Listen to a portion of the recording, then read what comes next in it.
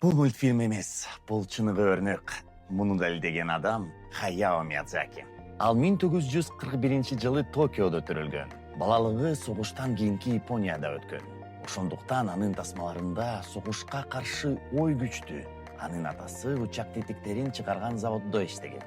Ошондуктан анын дүйнөсүндө асман жана учуу дайыма бар. Ал 1963 жылы студияга жөнөкөй сүрөтчү болуп кирген.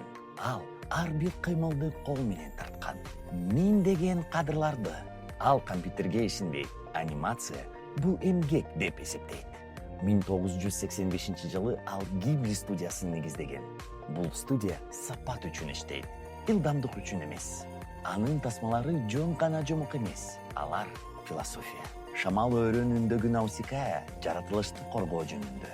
Менин конушум Тоторо балалык жана ишеним жөнүндө. Асман сепили Лапута технология жана жоопкерчилик жөнүндө. Халдун көчмөсү Пили согуштун маанисиздиги жөнүндө. Шамал көтөрүлөт кыял жана анын баасы жөнүндө. Рухтар тарабынан алып кетилген адам өзүн жоготуп, кайра табышы жөнүндө. Рухтар тарабынан алып кетилген Оскар сыйлыгын алган. Ал бүгүн да иштеп атат.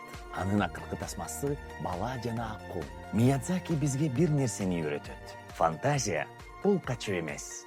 Бул адам бойдон калуунун жолу.